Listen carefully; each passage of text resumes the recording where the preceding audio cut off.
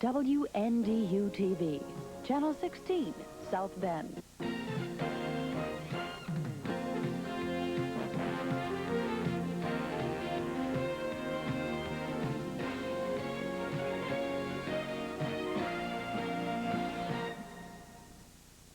Good evening, everyone. I'm Sandy Mathis. South Bend SWAT team responded to a call early this morning. It handled a disturbance at 1515 Leland in South Bend about 6:30. Someone in the area told police a shotgun was fired outside. About a half an hour after the SWAT team surrounded the house, a man walked out. Another man and two women then followed. Authorities have charged James Krause and his uncle, William Krause, with criminal recklessness. Police arrested the two females, then later released them. Police found a shotgun during the search of the house, but they do not know why it was fired. A fifth body found in the yard of a Sacramento boarding house today prompted police to issue a warrant for the landlady. Police suspect the woman killed her elderly boarders, then cashed their Social Security checks. Police dug two more bodies out of the backyard of the Sacramento boarding house today. So far, they've found the bodies of 5 people wrapped in cloth or plastic in shallow graves around the house. A forensic pathologist is probing the rest of the property for more bodies as city maintenance crews dig through flower beds and concrete walkways. We're going to continue to dig around the house. We broke concrete out yesterday and we've had it hauled away. We can determine at least how long a body's been there by when the concrete was poured. We've been able to do that, of course. And when was the concrete poured? About 2.5 months ago. Today, police arrested boarding house resident John McCauley as an accomplice to murder.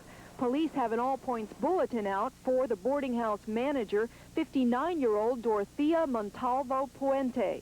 Police believe Puente may have killed transient or elderly people she rented rooms to for their Social Security checks. Police released Puente for lack of evidence shortly after these pictures were taken on Friday. There is now an all-points bulletin out for her arrest. Neighbors noticed a strange smell coming from the house last May, but the health department found nothing.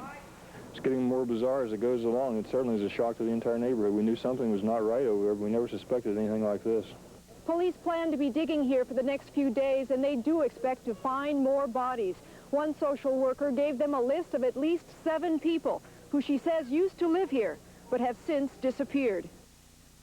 NASA is not commenting on a report saying Space Shuttle Challenger astronauts may have survived minutes after the aircraft exploded.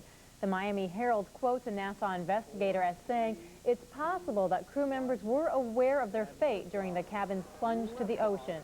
But the space agency's official report says all 7 on board were killed instantly. And for the second post-Challenger shuttle flight is undergoing testing before its November 30th launch date. The 5 Atlantis astronauts will board the spacecraft tomorrow to begin a 2-day computer launch simulation. A run-through of test communications and countdown is scheduled to take place at Cape Canaveral. Further details are not available. The shuttle is carrying a classified military payload believed to be a spy satellite. The Palestine Liberation Organization announced today that it has decided to accept a United Nations resolution recognizing Israel's right to exist. The PLO, led by Yasser Arafat, made their announcement today during a conference in Algeria. The meetings are also expected to produce a PLO declaration of independence for the Israeli-occupied West Bank and Gaza Strip.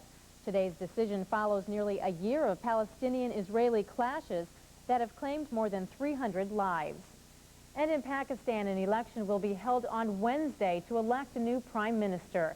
The former minister, Mohammed Zia, was killed in a plane crash several months ago. That crash also took the lives of 2 American government officials.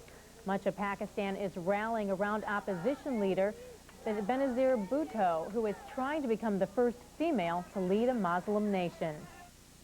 Still to come on NewsCenter 16, it was a day for the birds and bird lovers at Bendix Woods, and the Bears gained at least a little revenge for last season's playoff loss against the Redskins. Jack Nolan will have the highlights. Stay tuned.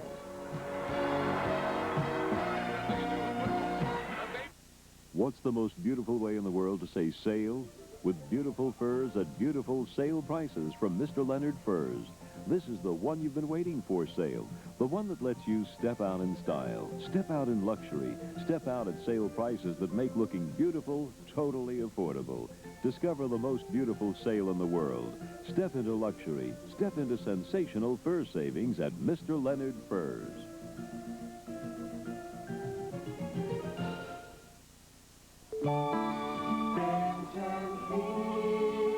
This is how your dog sees its food.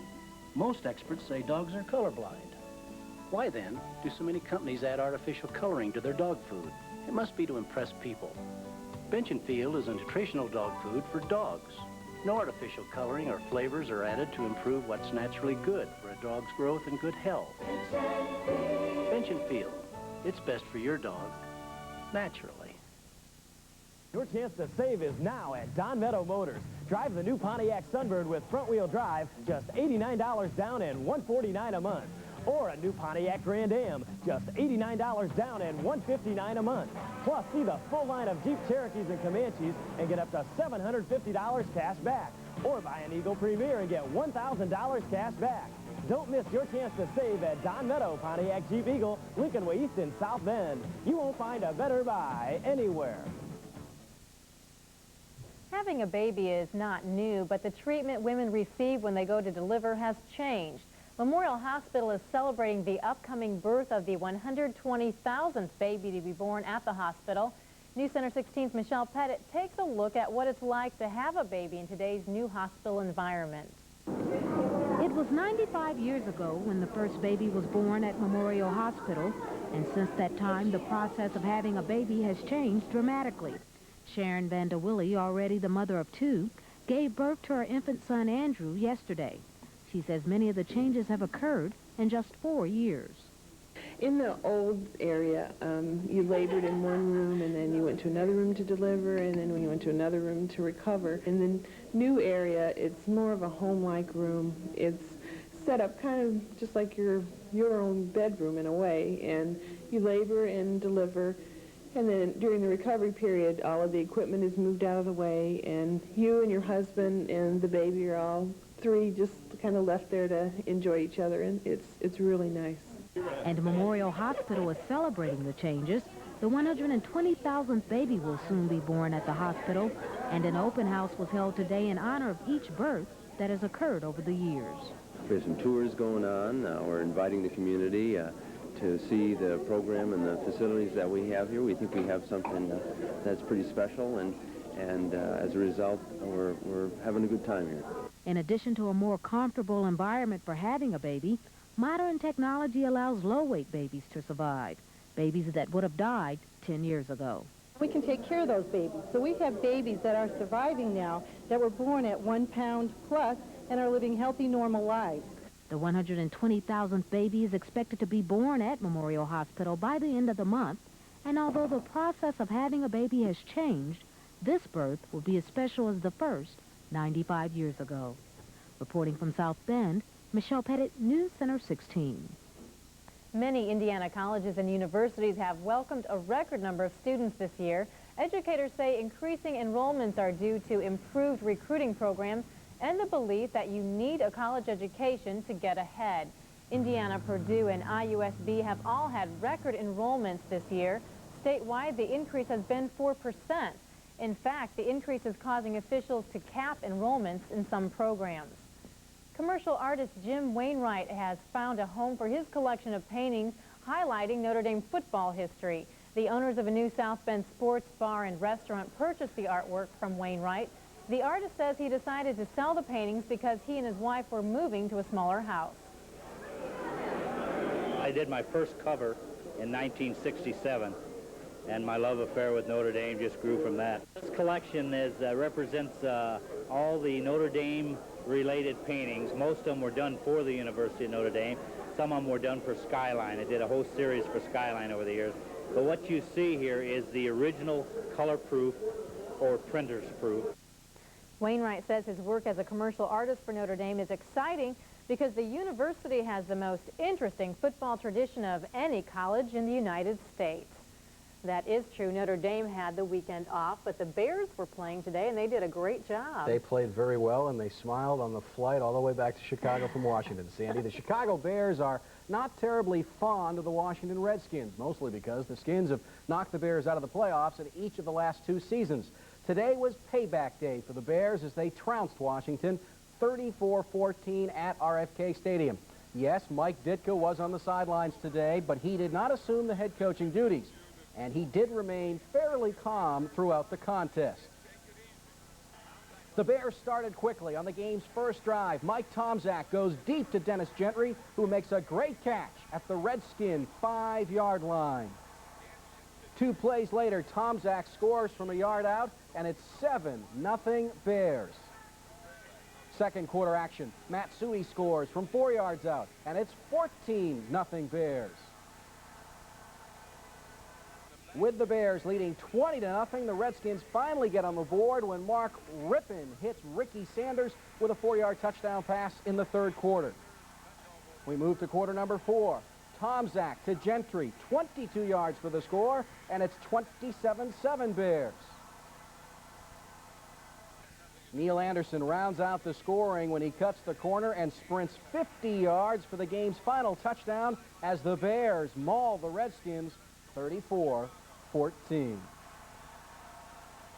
So I think it's only natural that, I'm going to get excited. That's the kind of guy I am. But I think that you, and I can promise this, that you'll never see me be yelling or screaming anymore. That's over. Now, you can hold me to that, but it's a fact. And you won't see me with a cigar in my mouth either. It's a great victory, probably #1 victory in my history book, and it's a great team effort. It was a dogfight all the way for 4 quarters, but we established our presence on the field in the first quarter, the first drive, and it just kind of snowballed after that. Folks, you aren't going to believe this. This afternoon at Lambeau Field in Green Bay, the game between the Packers and the Colts was interrupted by one of the weirdest and funniest things I have ever seen on a football field.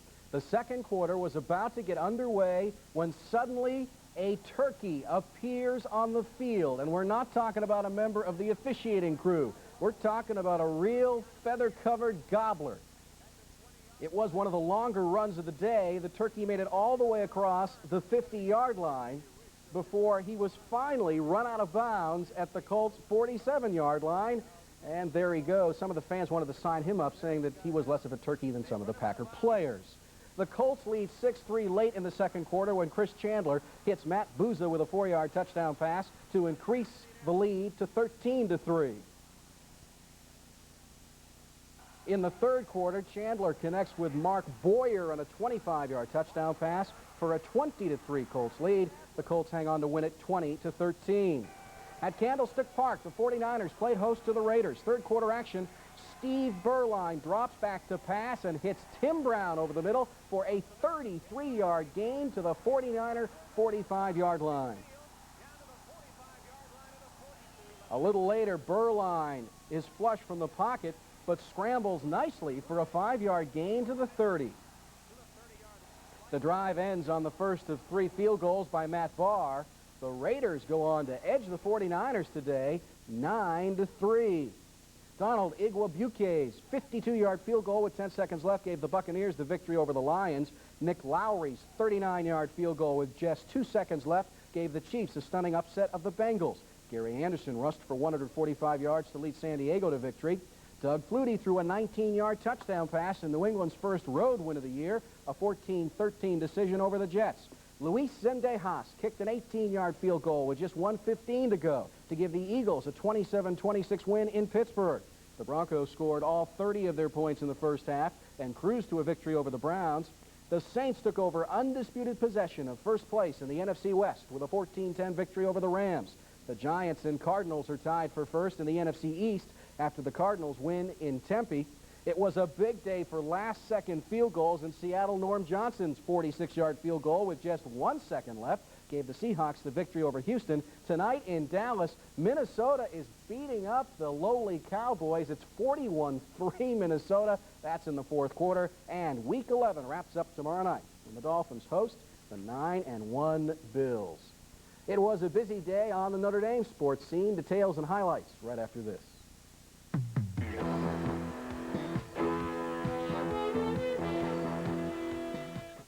beautiful woods. You'll find them and so much more at Naked Furniture. Fine wood furniture that's ready to be custom finished in the colors you choose. And living rooms tailored in the fabrics you select. Quality and value do make a difference. The Naked Furniture difference. Naked Furniture's grand opening sale is going on now. Grape and Day Roads in Decorators Walk, Mishawaka.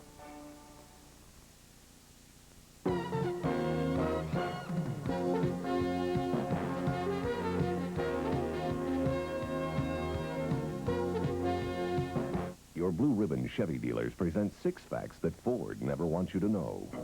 Chevy's S10 pickup has more horsepower than Ford Ranger. Chevy's S10 pickup has a bigger engine than Ranger.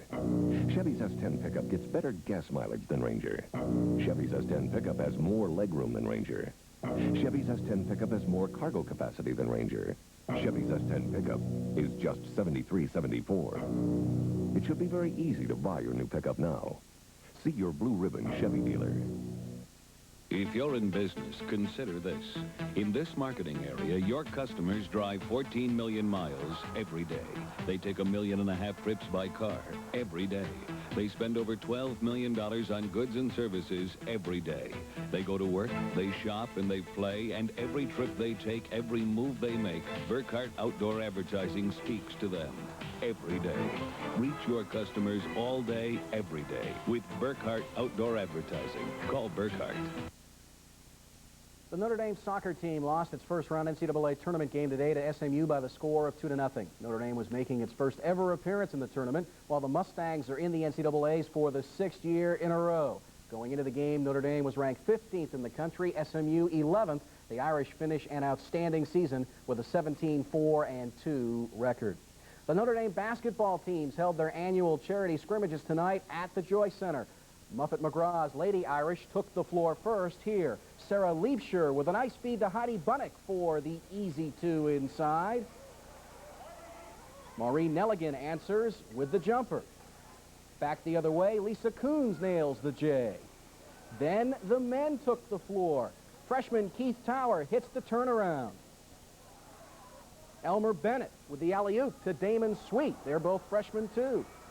Jameer Jackson behind his back to Keith Robinson. Tim Singleton to Joe Frederick for the nice layup. A good time was had by all, and more than $2,000 was raised to help Logan Center and the Neighborhood Study Help Program. Down in Bloomington today, Bob Knight's Indiana Hoosiers beat the Athletes in Action squad in an exhibition game, 114-90. The Notre Dame wrestling team opened its dual meet season today at the Joy Center, and the Irish wrestlers gave head coach Fran McCann a lot to smile about. This is Notre Dame's Andy Radenbaugh in the dark blue, wrestling Kurt Buller in the day's opening match. And Radenbaugh set the tone for the afternoon with a 14-7 victory. 4 Notre Dame wrestlers pinned their opponents. Jerry Durso in the 134-pound match, Pat Boyd in the 142-pound tussle, Mark Girardi in the 167-pound battle, and Chris Genesser in the 177-pound match. When they totaled up the points at the end of the meet, the Irish had a 36-9 win. And that is a look at sports. I'm still trying to figure out how they got that turkey into the football game. I don't have a clue. Those turkeys aren't nice, you know. I couldn't put it under your coat or something. That was a big one, too. All right. Thanks, Jack. Indiana's Wildlife Rehabilitation Center is getting back to normal after a fire. An arsonist set blaze to a storage barn in Rum Village Park the night before Halloween. The Rehabilitation Center uses the barn to store food and medical supplies for injured or orphaned wildlife. This hawk that lost part of a wing is one of the animals that benefit from the center. We had a very heartwarming response to the fire. People came and supported us with both supplies and monies, and it helped us to get back on our feet. We're still lacking a few things, but we're back to the point where we don't have to worry about animals coming in and us not being able to care for them. Although the rehab center has received donated supplies, it still needs grain, wild bird food, and blankets. It could also use monetary donations sent to the center at 2630 South Gertrude Street in South Bend, zip code 46614. Construction and electrical workers wishing to donate time to help rebuild the barn are asked to call the center at 233-4434. St. Joseph County Park said today was for the birds. That's the name given to its annual event dedicated to birds. People came to Bendix Woods today for workshops on bird watching, bird banding, and making bird boxes. In one of today's activities, we found out how you can see birds in your backyard this time of year. Really that are leaving have left. There are very few, there are some, but there are very few that are still here that aren't going to stay. And quite a few of the ones that are here now came here to spend the winter. Quite a few of the birds think this, I guess, is the tropics and come here to spend the winter from up farther north. One of today's activities included making food ornaments for the birds. We're making mini wreaths for the birds. Do you think they'll like this food? Yeah. Most of it they probably like. To find out just how much the birds like the food ornaments, the makers placed them on a tree. It was a great day for bird watching today. Really pretty out there, Dick. Very nice. And you know, Sandy, tomorrow it's going to be sunny and warmer, but you know, there's a big storm along the west coast that's going to start moving eastward, and it'll certainly be a challenge for us to watch the changes this upcoming week. Okay, Dick's forecast when we come back.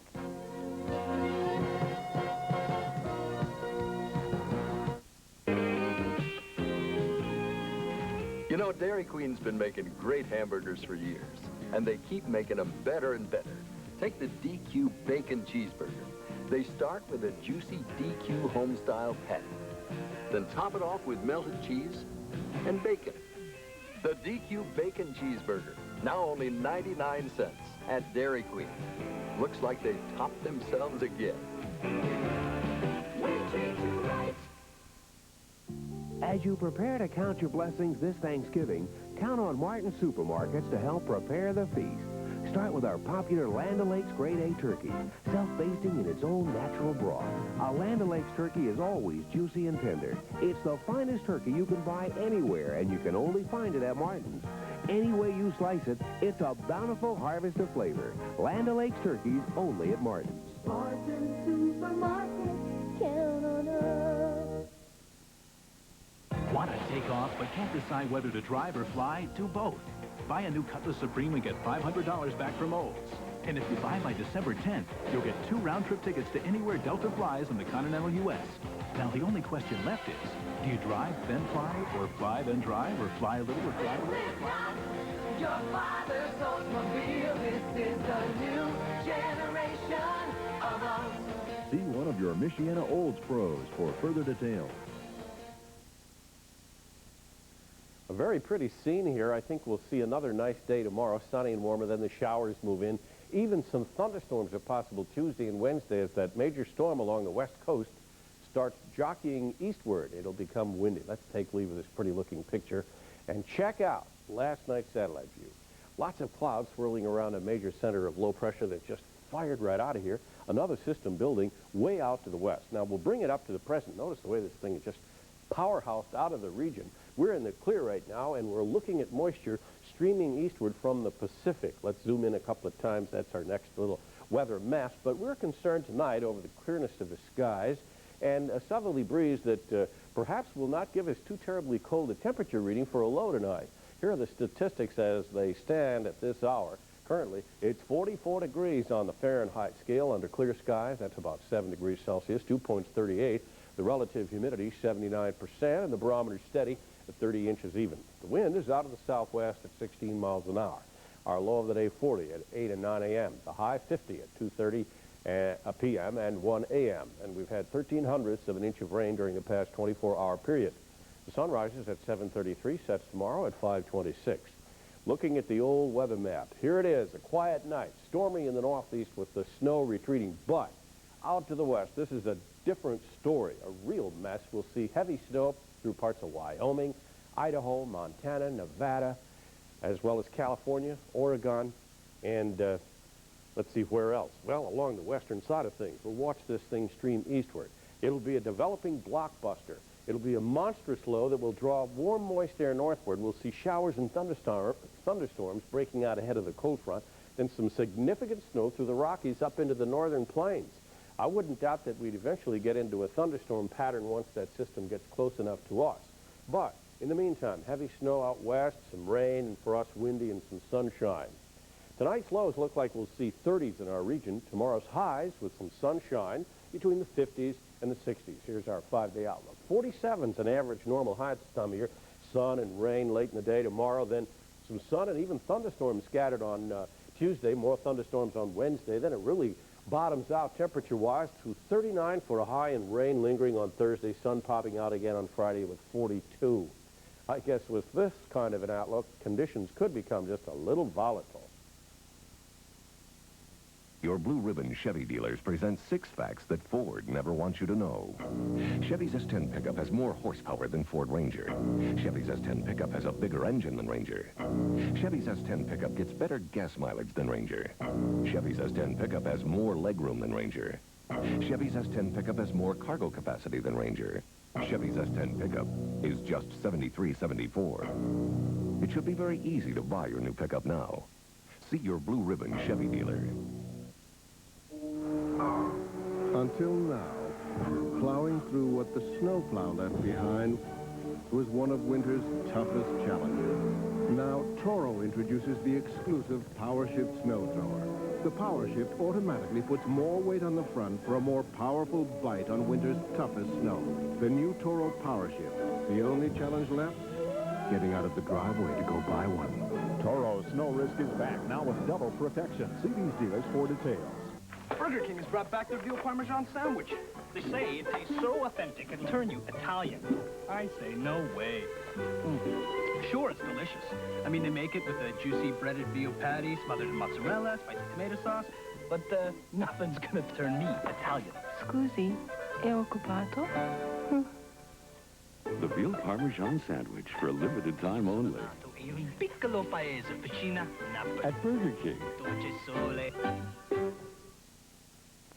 Examining the week precipitation-wise, we're going to fall into that above-normal category with that storm progress moving in from the west. Now, as far as temperatures go, they'll all average out about normal once we get those ups and downs. But in the meantime, more sunshine temporarily in store tomorrow for Michiana, so do enjoy it while it's here. Tonight, the forecast reads clear and cool with a low of 40.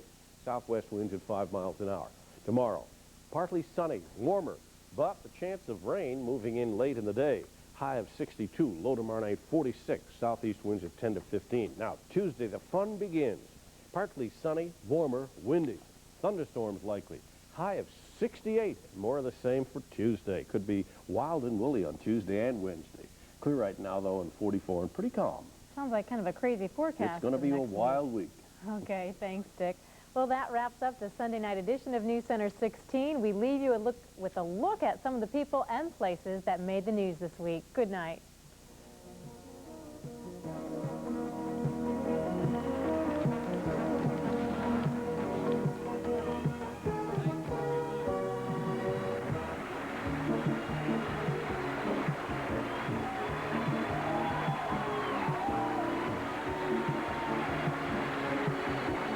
The opening paragraph without saying John Hyler, who won the closest race in the country by 47 votes.